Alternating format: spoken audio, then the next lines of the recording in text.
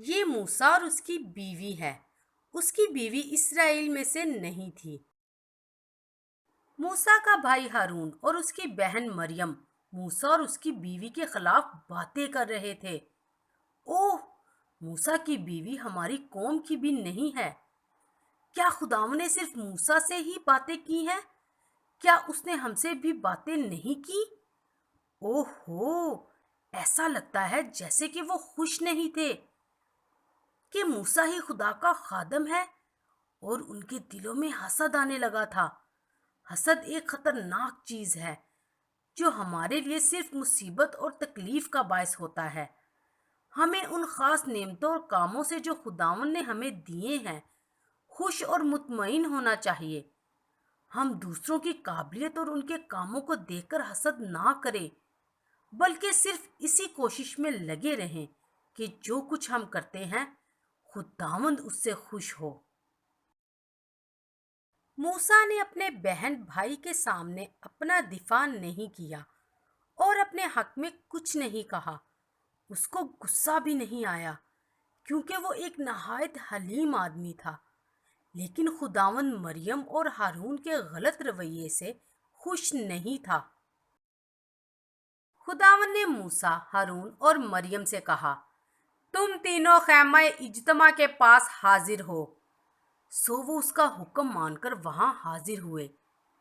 پھر خداوند بادل کے ستون میں ہو کر اترا اور خیمے کے دروازے میں کھڑا ہوا، اور اس نے ہارون اور مریم کو اپنے پاس بلایا۔ خداوند کو بہت غصہ آ رہا تھا۔ اس نے ان سے کہا، تم میری باتیں سنو۔ میں ہی ہوں جو کسی کو نبی بننے کے لیے بلاتا ہوں، لیکن موسیٰ نبی سے بڑھ کر ہے۔ میں روبرو ایک دوست کی طرح اس سے باتیں کرتا ہوں۔ تم کو میرے خادم موسیٰ کی بدگوئی کرتے خوف کیوں نہیں آیا؟ خداوند کو اتنا زیادہ غصہ تھا کہ وہ پھر ان کو چھوڑ کر چلا گیا۔ آپ کی زندگی میں بھی سب سے خوفناک حالت یہ ہو سکتی ہے کہ خداوند آپ کو چھوڑ کر چلا جائے۔ اوہ! یہ دیکھیں، مریم کے ساتھ کیا ہوا؟ اس کی جلد دیکھیں، وہ سفید ہو گئی تھی۔ اسے ایک خطرناک بیماری یعنی کوڑ لگ گئی تھی۔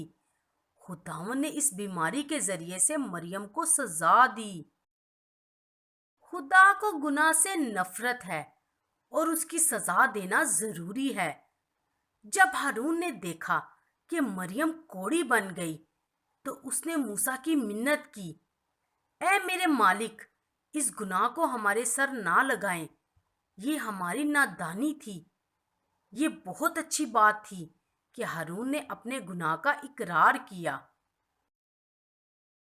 موسیٰ جانتا تھا کہ حقیقی معافی صرف خدا سے ہوتی ہے، اس لیے اس نے خداوند سے درخواست کی، اے خداوند، میری بہن کو شفا دے۔ کیا آپ کو معلوم ہے کہ کوئی ہے جو ہمارے گناہوں کی معافی کے لیے بھی منت کرتا ہے؟ یسوع مسیح جو آسمان پر ہے، سردار کاہن کی حیثیت سے ہمارے گناہوں کی معافی کے لیے خدا کی منت کرتا ہے۔ اگر آپ سچے دل سے اس کے سامنے اپنے گناہوں کا اقرار کریں تو آپ کو بھی معافی مل سکتی ہے۔ دوسروں کے لیے دعا کرنا کتنا اچھا اور مفید ہے۔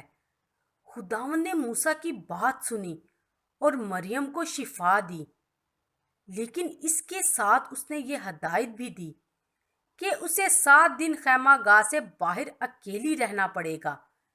اس کے بعد وہ اندر آ کر اپنے لوگوں میں شامل ہو سکے گی۔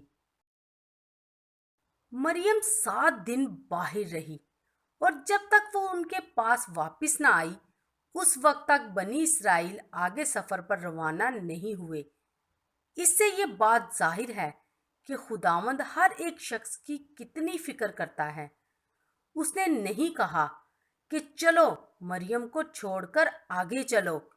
ہمارا خدا ہر ایک گنہگار کا خیال رکھتا ہے۔ وہ یہ جاننے کے لیے کہ آپ اس کے لوگوں میں شامل ہونا چاہتے ہیں، آپ پر بھی بڑی فکر کے ساتھ نظر رکھتا ہے۔